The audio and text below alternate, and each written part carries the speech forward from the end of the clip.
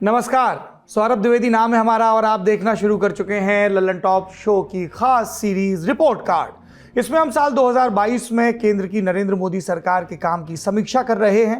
अब तक आपने रक्षा, विदेश नीति और वित्त वाले रिपोर्ट कार्ड देख लिए। आज बारी है गृह के मामलों की।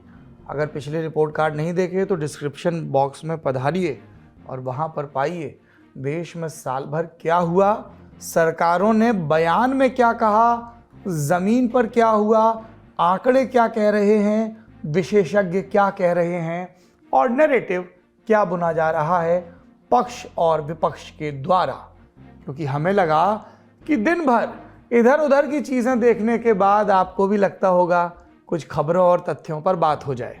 बहरहाल आज के रिपोर्ट कार्ड को आगे बढ़ाते हैं। गृह मामले, हमारे और आपके घर के मामले, हमारा घर, हमारा देश, इसके मामले, आंतरिक सुरक्षा के मामले। साल 2022 को इस संदर्भ में कैसे याद किया जाए?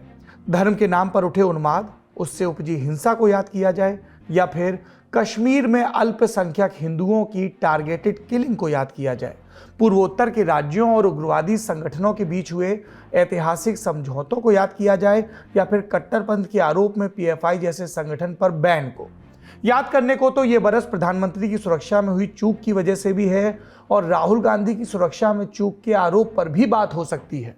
ईयर एंडर्स की इस खास सीरीज में हम आज सरसरी निगाह से उन सभी घटनाओं को देखेंगे जिनके इर्द गिर्द आंतरिक सुरक्षा की बात हुई। तो शुरू करते हैं आज का लल्लन टॉप शो।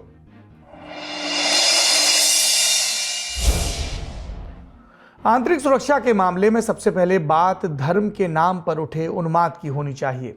2022 में इस उन्माद की शुरुआत हुई कथित धर्म संसद से। 2021 के दिसंबर में हरिद्वार में ये कथित धर्म संसद हुई थी, जिसमें अतिवादी साधुओं ने हेट स्पीच दी, मुस्लिमों को मारने और नरसंहार जैसी बातें हुई। सोशल मीडिया पर हो हल्ला मचा, तब जाकर यति नरसिंहानंद, धर्मदास, साध्वी अन्नपूर्णा, अश्विनी उपाध्याय सरीके लोगों पर एफआईआर दर्ज हुई। आईपीसी की धारा 153A और 295A के तहत मुकदमा कायम हुआ। बात कोर्ट में पहुंची। 8 मार्च 2022 को सुनवाई करते हुए उत्तराखंड हाईकोर्ट के जस्टिस रविंद्र मैथानी ने बड़ी टिप्पणी की। उन्होंने क्या कहा? इस कार्यक्रम का उद्देश्य एक विशेष धर्म के लोगों की धार्मिक भावनाओं को ठेस पहुंचाना है। ये युद्ध छेड़ने, दुश्मनी को बढ़ावा देने का इरादा रखता है। ये भाषा अभद्र है। न्यायालय ने सुनवाई के दौरान स्पष्ट रूप से हेट स्पीच शब्द का इस्तेमाल किया। अब मामला सुप्रीम कोर्ट में चल रहा है। आरोपी जमानत पर हैं, लेकिन जरूरी सवाल है कि क्या किसी को सजा हुई, या ये भी कि केंद्र सरकार की तरफ से कोई सख्त रुख टॉप लेवल से दिखाया गया? क्या सरकार की तरफ से हेट स्पीच को रोकने के लिए कोई कानून बनाया गया? जवाब है नहीं। और ऐसा ना होने की स्थिति में पूरे साल धर्म के नाम पर जो हुआ वो हमने आपको हर मौके पर दिखाया। एक घटना का जिक्र किया गया ताकि आने वाला साल उससे सबक ले सके। वैसे हेट स्पीच को लेकर सरकार ने कुछ नहीं किया तो सुप्रीम कोर्ट से पहल हुई। न्यायालय ने हुक्म दे दिया कि अगर आइंदा हेट स्पीच का कोई मामला हुआ तो पुलिस को स्वतः संज्ञान लेना होगा।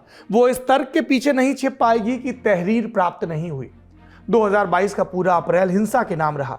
महीने की 2 तारीख राजस्थान का करौली एक मोटरसाइकिल रैली निकलती है। गुड़ी पड़वा का मौका था। भगवा झंडा लिए लोगों ने मुस्लिम इलाकों से यात्रा निकाली। उन्मादी गाने बजे, फिर उधर से यात्रा पर पत्थर चले और बवाल ने आकार लिया। मोटरसाइकिलों को आग के हवाले किया गया। कानून व्यवस्था पूरी तरह राज्य का प्रश्न है, लेकिन स्थिति बिगड़ने पर केंद्रीय गृह मंत्रालय ने जवाब तलब किया, मगर कोई कड़ा संदेश नहीं दिया गया। नतीजा 11 अप्रैल को रामनवमी के दिन फिर से देश भर में हिंसा रिपोर्ट हुई। रामनवमी की शोभा यात्रा के दौरान देश के 6 राज्य बिहार, गुजरात, झारखंड, पश्चिम बंगाल, कर्नाटक और मध्य प्रदेश में पथराव की घटनाएं हुई। इसके अलावा महाराष्ट्र और छत्तीसगढ़ में भी छिटपुट तनाव की घटनाएं रिपोर्ट की गई। गुजरात के साबरकांठा और आनंद जिले में भी हिंसा हुई। बिहार के मुजफ्फरपुर, झारखंड के लोहरदगा, पश्चिम बंगाल के पुरुलिया, मुर्शिदाबाद, बर्धमान से भी ऐसी तस्वीरें आई। लेकिन सबसे ज्यादा चर्चा मध्य प्रदेश के खरगोन की हुई। आपको याद होगा 11 अप्रैल के दिन दोनों ही तरफ से हिंसा और आगजनी हुई। अगले दिन प्रशासन ने तोड़फोड़ की कार्रवाई की। दावा किया गया कि वो बुलडोजर के जरिए अतिक्रमण हटा रहे हैं, लेकिन कार्रवाई के आलोचकों ने ध्यान दिलाया कि ये एक तरफा है। सिर्फ एक समुदाय से जुड़े लोगों के मकान गिराए गए और विवाद वहां से जोर पकड़ने लगा जब पता चला कि कार्रवाई के दौरान एक ऐसे मकान को गिरा दिया गया जो प्रधानमंत्री आवास योजना के तहत बनाया गया था। फजीहत हुई तो राज्य सरकार ने दोबारा बनाकर देने का वादा कर दिया। एक बार फिर रामनवमी की घटनाओं से सबक नहीं लिया गया, नतीजा हनुमान जयंती पर दिखा। उत्तराखंड के रुड़की में शोभा यात्रा के दौरान आगजनी और तोड़फोड़ हुई। राज्य तो राज्य, राजधानी दिल्ली के जहांगीरपुरी में भी वही सब दोहरा दिया गया। आम लोगों के अलावा पुलिस वाले भी जख्मी हुए। जुलूस जहांगीरपुर इलाके के सी ब्लॉक से गुजर रहा था, उसी दौरान हाथापाई से शुरू हुई झड़प हिंसा और पथराव में बदल गई। मस्जिद पर झंडा फहराने की कोशिश हुई, बाद में यहां भी बुलडोजर चला, कोर्ट कचहरी का चक्र भी यहां घूमा। ऐसा नहीं कि सिर्फ उत्तर भारत ही इससे प्रभावित रहा, दक्षिण भारत में भी धर्म के नाम पर उत्पात देखा गया। पलक्कड़ में केरल के जिले में आरएसएस और पीएफआई के कार्यकर्ता की हत्या हुई। तारीख थी 15 मार्च।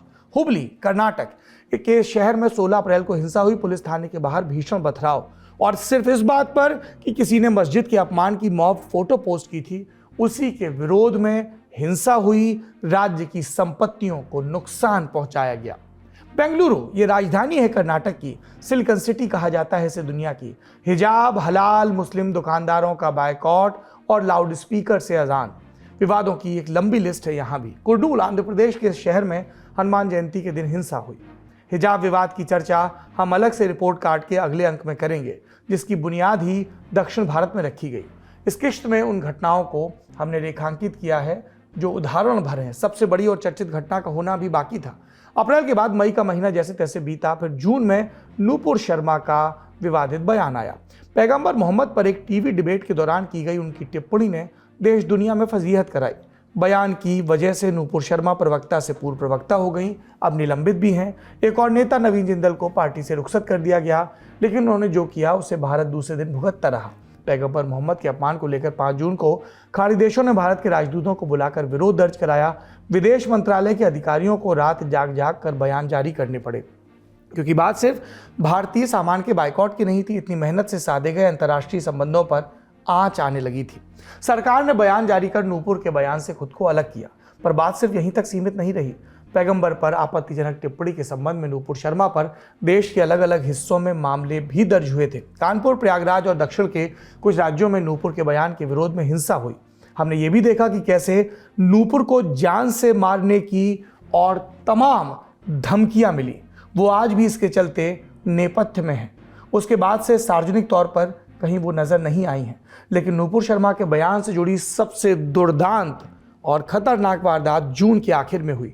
जगह थी राजस्थान का उदयपुर। 27 जून को मजहब के नाम पर नृशंस हत्या ने शहर के नाम में दागदार पन्ना नत्थी कर दिया। उदयपुर जंक्शन से मुश्किल 5 किलोमीटर दूर है मालहास स्ट्रीट, पुराने शहर का इलाका, हिंदू मुस्लिम की मिक्स आबादी, और वहीं पर थी कन्हैया लाल की दुकान सुप्रीम टेलर, जहां गला रेतकर कन्हैया लाल की हत्या कर दी गई। हत्यारों ने हत्या का वीडियो बनाया और कन्हैया लाल को मारने की वजह नूपुर शर्मा का समर्थन करना बताया। पुलिस ने दोनों हत्यारे मोहम्मद रियाज अख्तारी और गौस मोहम्मद को 28 जून की शाम राजसमंद से गिरफ्तार कर लिया। उनकी पिटाई का वीडियो, कोर्ट में लंगड़ा कर चलने का भी वीडियो सामने आया। लेकिन इस घटना ने पूरे देश को स्तब्ध कर दिया। किसी को भी कानून की परवाह नहीं है, किसी को भी राजकीय विधानों की चिंता नहीं है। सबकी नेतागिरी है और सबके हिस्से की नफरत है, जो रात दिन सोशल मीडिया पर दूसरों पर उंगलियां उठाने में, अपने को पाक साफ सिद्ध करने में, विक्टिम कार्ड खेलने में खर्च की जाती है। साल की शुरुआत में धर्म संसद से खींचने लगी जो लकीर, वो बयानों के रास्ते कहां से कहां पहुंच गई, पता ही नहीं चला। क्या हम 2022 से सबक लेने को तैयार हैं? धर्म के नाम पर नफरत का इलाज क्या है? सुनिए यूपी के पूर्व डीजीपी विक्रम सिंह से। सुप्रीम कोर्ट ने तहसील पूनावाला बना भारत सरकार में व्यवस्था दी है, हेट स्पीच के लिए आवेदक की प्रतीक्षा न करे पुलिस, तो वो मोटो अपराध पंजीकृत करके कार्रवाई करे।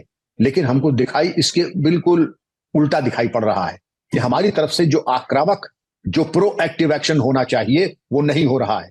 लेकिन जहां पर है वहां पर आप देखेंगे इस तरीके के लूज कैंडल्स के ऊपर वांछित नियंत्रण भी है। ये तो आपको निर्णय करना है कि इन स्केल ऑफ 1:10 आप कितना बर्दाश्त करें।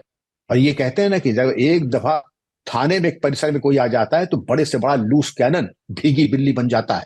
लेकिन मुश्किल ये है, थाने तब आएगा जब अपराध पंजीकृत हो। अपराध पंजीकृत कब होगा? जब आपकी इच्छा शक्ति होगी। इच्छा शक्ति कब होगी? जब आप निर्भीक होकर कार्रवाई करेंगे। अरे भाई, इतनी बात हो रही पुलिस सुधार की, और सब पुलिस के सुधार की बात करते हैं, पोलाइट, ओबीडियंट, स्मार्ट, तमाम चीज, तमाम एक्रोनिम दिए गए हैं। मैं ये चाहता हूं कि प्रकाश सिंह बनाम भारत सरकार 2006 में जो सुप्रीम कोर्ट ने पुलिस सुधार की व्यवस्था दी है, जिससे कि पुलिस राजनीतिक हस्तक्षेप से मुक्त हो जाए, उसको क्यों नहीं लागू किया जा रहा? मेरा पुलिस और प्रशासन को यह परामर्श होगा कि आप केवल कानून के दायरे में काम करें।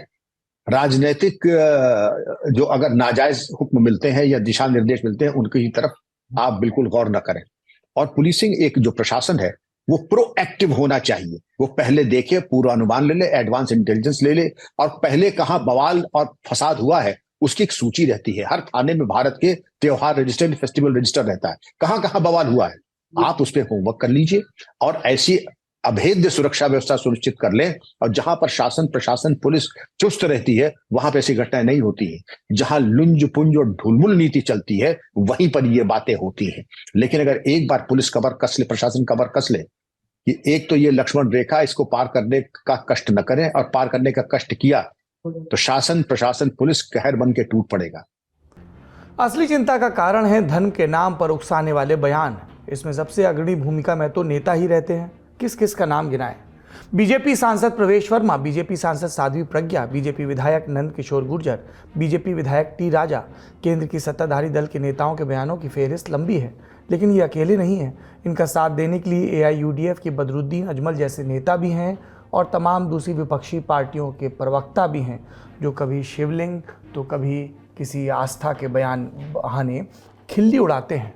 और अजमल सलाह देते फिरते हैं कि हिंदुओं को अपने बच्चों की शादी के लिए मुस्लिम फार्मूला अपनाना चाहिए। हमने यहाँ जितने नाम गिनाए उनमें फेहरिस्त बड़ी लंबी है, और आप सब अपनी अपनी सहूलियत के हिसाब से खूब नाम भी जोड़ सकते हैं। उस वॉट अबाउटरी में भी घिर सकते हैं कि फलाने का नाम बताया, ढिकाने का क्यों नहीं बताया। पर कुलजमा निष्कर्ष क्या निकलता है नामों को गिनाने से?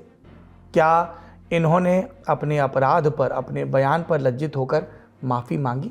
क्या इनको कोई संदेश दिया गया? कुछ ने माफ़ी मांगी, कुछ ने नहीं, पर नफरत का चक्र घूमता रहा। इसका एक सामान्यीकरण हो रहा है, सरलीकरण हो रहा है, सहज भाव से स्वीकारा जा रहा है। इसको हमारे युग का धर्म और सत्य बताया जा रहा है। एक दूसरे पर आरोप लगाइए, अपने आप को दुरुस्त बताइए, और फिर नफरत की आग में खुद को जलाते जाइए। दूसरी बड़ी घटना आंतरिक सुरक्षा से जुड़ी हुई। जब धार्मिक कट्टरपंथ की बात कर रहे हैं तो पीएफआई का जिक्र जरूरी हो जाता है। पीएफआई मतलब पॉपुलर फ्रंट ऑफ इंडिया। ये वो संगठन था जिसका नाम इतने हाई प्रोफाइल मामलों में आया कि घटना होते ही कई दफा मजाक भी होने लगता था कि तार पीएफआई से जुड़ने वाले हैं। 2019-20 के सीए प्रदर्शन के दौरान हुई हिंसा, फरवरी 2020 के दिल्ली दंगे, सितंबर 2020 का हाथरस रेप मामला, 2022 का कर्नाटक हिजाब मामला। लिस्ट लंबी है, इतनी लंबी कि 29 सितंबर की सुबह केंद्रीय गृह मंत्रालय ने पीएफआई को 42 बैंड संगठनों की सूची में डाल दिया, जिन पर गैर कानूनी गतिविधि रोकथाम अधिनियम यानी यूएपीए की धारा 35 के तहत कार्रवाई होती है। उसके बाद एक और मामले में पीएफआई का नाम ले ही दिया गया। 12-13 नवंबर 2022 की दरमियानी रात को अहमदाबाद उदयपुर रेल लाइन पर बने एक पुल पर ब्लास्ट हुआ। कहा गया इसे पीएफआई से हमदर्दी रखने वाले लोगों ने किया, लेकिन हफ्ते भर के भीतर सामने आया कि धमाका एक ऐसे शख्स ने किया था जिससे जमीन का मुआवजा नहीं मिला था। तो कुछ एक ऐसे उदाहरण भी हैं, पर इसका मतलब ये नहीं कि पीएफआई का नाम हमेशा गैर जरूरी तरीके से लिया गया हो। केंद्रीय गृह मंत्रालय ने पीएफआई को बैन करने का जो आदेश निकाला उसमें पीएफआई पर एक हब की तरह काम करने का आरोप लगाया गया था। कहा गया कि संगठन से संबद्ध सामाजिक, आर्थिक और राजनीतिक संगठन सार्वजनिक रूप से काम तो करते हैं, लेकिन गुप्त एजेंडा के तहत समाज के वर्ग विशेष को कट्टर बनाने की कोशिश कर रहे हैं, जो देश की अखंडता, संप्रभुता और सुरक्षा के लिए बुरा है। गृह मंत्रालय ने उन हिंसक घटनाओं की सूची भी दी जिसमें पीएफआई का काडर संलिप्त रहा। 2016 में आर रुद्रेश की हत्या, 17 में केरल के बिपिन की हत्या, 17 में ही कर्नाटक के शरद की हत्या, 2018 में केरल के अभिमन्यु की हत्या, 2019 में तमिलनाडु के वी रामलिंगम की हत्या, 2021 में केरल के संजीत की हत्या, और इसी बरस केरल में नंदू की हत्या। पीएफआई और उसके 8 सहयोगी संगठनों पर लगा बैन 5 साल चलेगा। इतने लंबे समय तक सवालों में रहने के बावजूद सरकार पीएफआई पर सीधे कार्रवाई का रास्ता नहीं खोज पा रही थी। इसलिए इस बार पीएफआई पर आर्थिक अपराध और टेरर फंडिंग की दृष्टि से पड़ताल हुई और काम पर लगाया गया प्रवर्तन निदेशालय यानी ईडी को।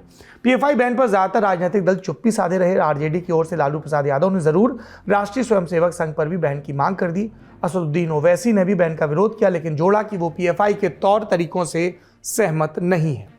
केंद्र की कार्रवाई के बाद पीएफआई ने 1 घंटे के भीतर संगठन को भंग करने का ऐलान किया था।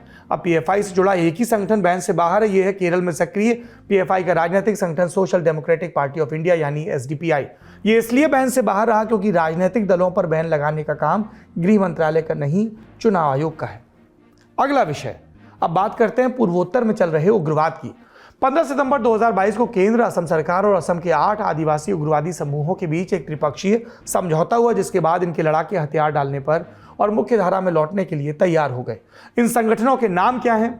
आदिवासी पीपल्स आर्मी यानी APA, Santhali tiger force STF, Birsa commando force BCF, all Adivasi national liberation army यानी ANLA, Adivasi cobra military of Assam यानी एसीएमए। ये हुए 5 संगठन। बाकी 3 संगठन हैं बीसीएफ, एएनएलए और एसीएमए के ही संबद्ध गुट। ये संगठन 2012 से ही सरकार से बातचीत कर रहे थे, संघर्ष विराम का पालन कर रहे थे और इनके लड़ाकों के लिए जो कैंप बनाए गए उनमें ही रह रहे थे। 2 गुटों ने तो 26 जनवरी 2022 को गणतंत्र दिवस समारोह के अगले दिन हथियार भी डाल दिए थे। ये एक बड़ी उपलब्धि थी केंद्र सरकार की, नरेंद्र मोदी सरकार की। इसके बाद असम में सिर्फ 2 उग्रवादी गुट बचे हैं जो सरकार से बात नहीं कर रहे हैं। पहला United liberation front of Assam, ये उल्फा का कट्टरपंथी धड़ा है, और दूसरा कमातापुर लिबरेशन ऑर्गेनाइजेशन यानी केएलओ। उल्फा का असर ऊपरी असम के कुछ दूरस्थ इलाकों में ही बचा है और केएलओ का असर दार्जिलिंग से लगे सीमावर्ती इलाकों में। उल्फा असम को अलग देश बनाना चाहता है और केएलओ कामतापुर नाम का एक देश बनाना चाहता है जिसमें असम और पश्चिम बंगाल के इलाके होंगे। भारत सरकार का रुख इन संगठनों को लेकर भी साफ है कि वो हिंसा छोड़ें, तब बातचीत हो सकती है। जनवरी 2020 में भारत सरकार, असम सरकार और बोडो गुटों के बीच भी एक समझौता हुआ था, जिसके बाद प्रधानमंत्री ने बोडो इलाकों में जाकर एक रैली भी की थी। तो मोदी सरकार जिस पूर्वोत्तर पर फोकस की बात कर रही है, उस पर हम क्रमशः अमल होते हुए भी देख रहे हैं।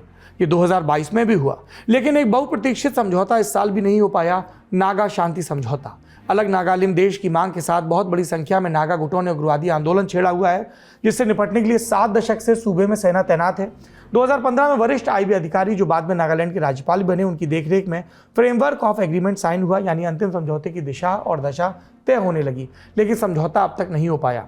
दरअसल भारत सरकार चाहती है कि समझौता सिर्फ 3 पक्षों के बीच हो, भारत सरकार, नागालैंड सरकार और उग्रवादी गुट। नागालैंड में सैकड़ों उग्रवादी गुट है, लेकिन सबसे बड़ा है national socialist council of Nagaland NSCN, और इसका IM धड़ा, इसको बोलते हैं आइसक मुइवा धड़ा।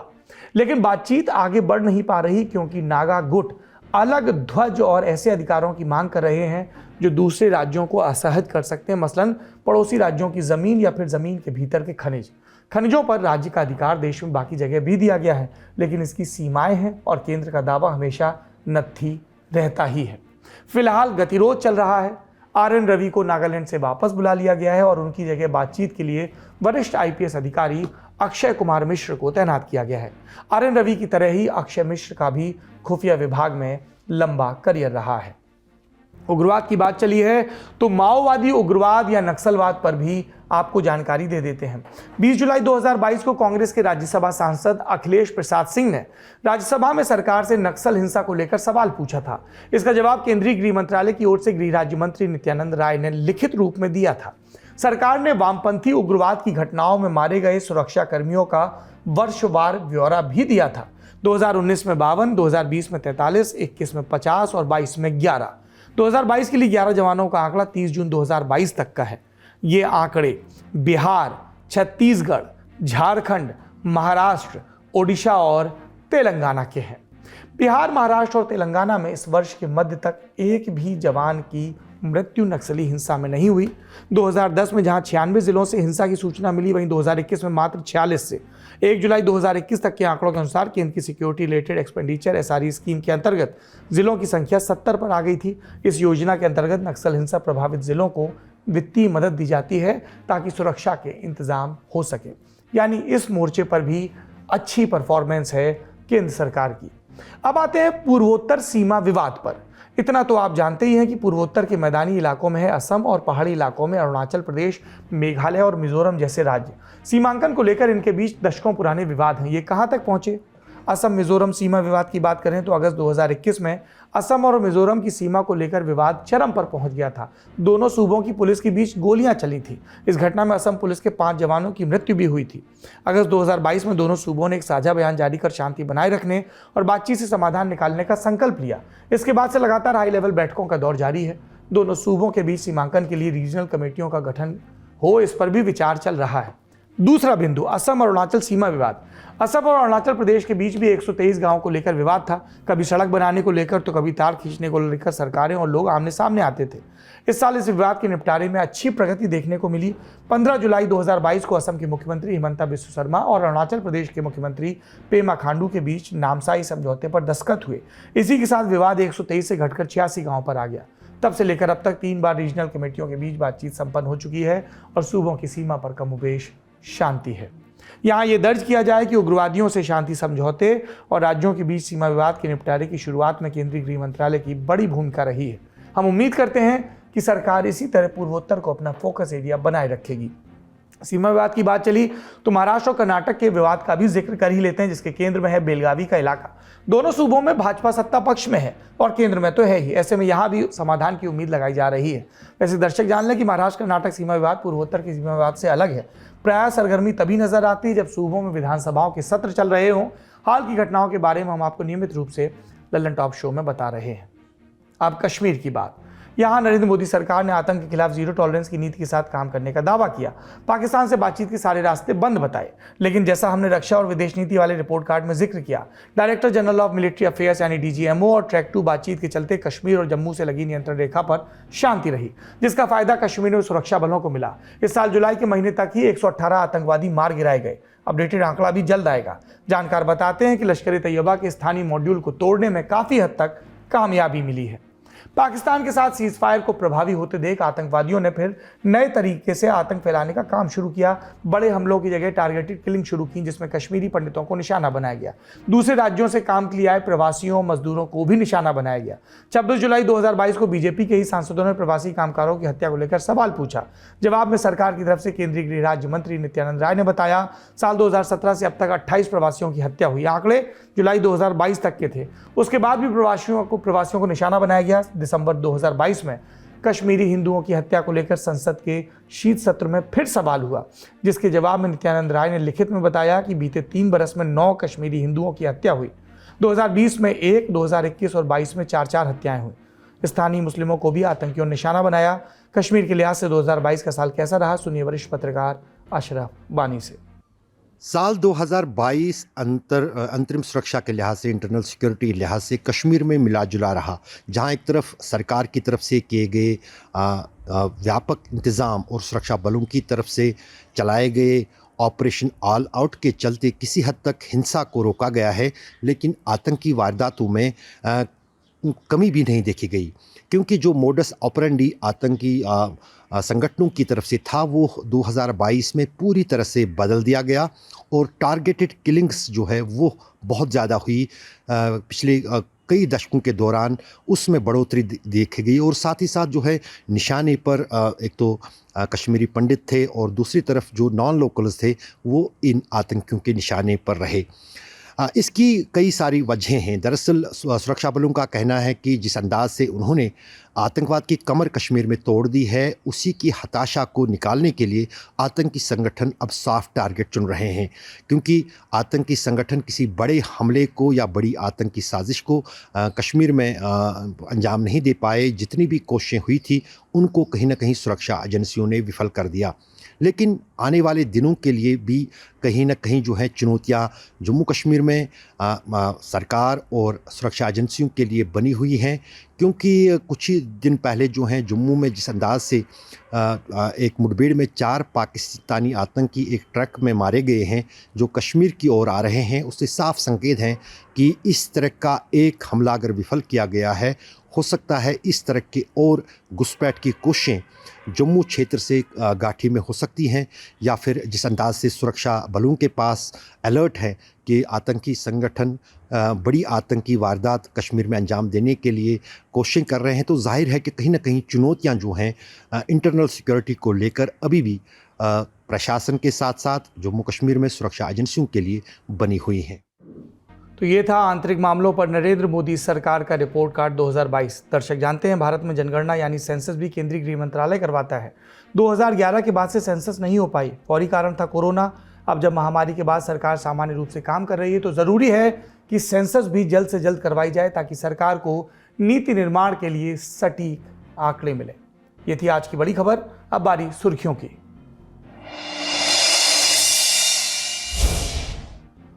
पहली सुर्खी मध्य एशिया के एक देश उज्बेकिस्तान से आई है। इस देश में 18 बच्चों की मौत हुई और इन मृत्युओं के लिए उज्बेकिस्तान ने एक भारतीय दवा कंपनी की कफ सिरप को जिम्मेदार बताया। इंडिया टुडे की रिपोर्ट के मुताबिक उज्बेक स्वास्थ्य मंत्रालय की ओर से जारी बयान में कहा गया कि दवा लेने के बाद 21 में से 18 बच्चों की मौत हुई। उन्हें सांस की गंभीर बीमारी थी। मरने वाले बच्चों ने भारत के नोएडा स्थित मेरियन बायोटेक लिमिटेड द्वारा निर्मित डॉक 1 मैक्स कफ सिरप का सेवन किया। डॉक 1 मैक्स सिरप और टैबलेट ली थी जो कि ठंड से बचने की दवा है। दवा का मुख्य घटक पैरासीटामोल, इसलिए इसे कुछ दवा विक्रेताओं या माता पिता ने खुद ही बच्चों को दे दिया। ये गलत था। उज्बेकिस्तान की सरकार ने डॉक 1 मैक्स टैबलेट और सिरप देश के सभी मेडिकल स्टोर से वापस ले लिए। अब सवाल ये कि उज्बेकिस्तान के आरोपों पर भारत में क्या एक्शन हुआ, सुनिए। स्वास्थ्य अधिकारियों ने मेरियन बायोटेक के नोएडा वाले प्लांट का निरीक्षण कर सिरप के सैंपल जांच के लिए भेजे। मीडिया रिपोर्ट्स के मुताबिक डॉक 1 मैक्स भारतीय बाजार में नहीं बेची जा रही थी। फिलहाल दवा कंपनी ने सिरप का प्रोडक्शन रोक दिया। इस मामले पर आज केंद्रीय स्वास्थ्य मंत्री मनसुख मांडविया ने ट्वीट कर बताया कि भारत और उज्बेकिस्तान के ड्रग रेगुलेटर एक दूसरे के संपर्क में और आगे की कार्रवाई निरीक्षण की रिपोर्ट के आधार पर होगी। दूसरी सुर्खी में बात शाहरुख दीपिका पादुकोण की आने वाली फिल्म पठान की। दर्शक जानते हैं फिल्म के बेशरम रंग गाने पर खूब कंट्रोवर्सी हुई। दीपिका की बिकनी के रंग से शुरू हुई बहस फिल्म को बैन कर देने की मांग तक पहुंच गई। फिल्म बैन तो नहीं हो रही, लेकिन इसके निर्माताओं को फिल्म रिलीज करने से पहले कुछ बदलाव करने होंगे। फिल्म को हाल ही में सर्टिफिकेशन के लिए CBFC यानी central board of film certification की एग्जामिनिंग कमेटी के पास भेजा गया था। इसी कमेटी ने मेकर्स को फिल्म में कुछ बदलाव करने की सलाह दी। ये बदलाव फिल्म के गानों को लेकर भी हैं। कमेटी ने यह भी कहा कि पठान के थिएटर रिलीज से पहले उसके संपादित वर्जन को कमेटी को फिर दिखाया जाए। अगली सुर्खी आई चुनाव आयोग से। चुनाव आयोग ने हम सबकी एक बड़ी समस्या को हल करने की दिशा में कदम उठाया है। ये समस्या है वोटिंग वाले दिन अपने निर्वाचन क्षेत्र से बाहर होने की। हमारे देश में एक बड़ी आबादी है जो पढ़ाई लिखाई, कामकाज या अन्य वजहों से अपने निर्वाचन क्षेत्र से बाहर रहती है और वोटिंग वाले दिन वोट करने नहीं जा पाती। आंकड़ों में समझे 2011 की जनगणना के मुताबिक देश में 45.6 करोड़ लोग आंतरिक प्रवासी यानी अपने राज्य से बाहर रहते हैं। देश की कुल आबादी का 37% हिस्सा ये वोटिंग वाले दिन भी परेशान होते हैं। चुनाव आयोग ने समस्या के समाधान का फॉर्मूला पेश किया, रिमोट वोटिंग सिस्टम। यानी अगर आपका नाम प्रयागराज के किसी निर्वाचन क्षेत्र में और आप दिल्ली के किसी दफ्तर में काम करते हैं तो दिल्ली में ही अपने प्रयागराज वाले निर्वाचन क्षेत्र के लिए वोटिंग कर सकते हैं। आयोग ने prototype remote electronic voting machine यानी RVM विकसित की है। ये मशीन एक पोलिंग बूथ से 72 निर्वाचन क्षेत्रों के लिए मतदान करा सकती है। निर्वाचन आयोग ने 16 जनवरी 2023 को सभी 8 राष्ट्रीय और 57 राज्य स्तर की पॉलिटिकल पार्टियों को इस प्रोटोटाइप मशीन का डेमो देने के लिए बुलाया है। आखिरी सुर्खी, अगले साल होने वाले त्रिपुरा विधानसभा चुनाव से पहले बीजेपी को झटके लग रहे हैं। पार्टी के विधायक दीवा चंद्र हरंखावल ने 28 दिसंबर को इस्तीफा दे दिया। वो इस साल राज्य में गठबंधन को छोड़ने वाले 7वें और बीजेपी छोड़ने वाले 4थे विधायक हैं। राज्य कांग्रेस के अध्यक्ष रहे हरंखावल 2018 के विधानसभा चुनाव से ठीक पहले बीजेपी में आए थे। 2018 में लेफ्ट फ्रंट की सत्ता को ध्वस्त करते हुए बीजेपी पहली बार सत्ता में आई। स्थानीय party Indigenous People's Front of Tripura यानी IPFT के साथ मिलकर गठबंधन की सरकार बनाई। मार्च में होने वाले चुनाव से पहले अब भगदड़ शुरू हो गई है। ये था आज का ललन टॉप शो। चलते चलते आपको लाख टके के सवाल का जवाब दे देते हैं कि इस बार guest in the news room का मेहमान कौन होगा। जवाब है ख्यात लाभ फूड क्रिटिक, अंतर्राष्ट्रीय मामलों के जानकार और किस्सों की खदान प्रोफेसर पुष्पेश पंत। एपिसोड 31 दिसंबर की दोपहर 12 बजे हमारी ऐप पर रिलीज होगा। हमने आपको जवाब तो बता दिया लाख टके का, पर अगर आप वाकई में रुपए जीतना चाहते हैं तो सोमवार से शुक्रवार रात 9 बजे हमारी ऐप पर क्विज खेलिए और मौके पर ही इनाम जीतिए सीधे, और इसमें कोई शर्तें लागू नहीं है।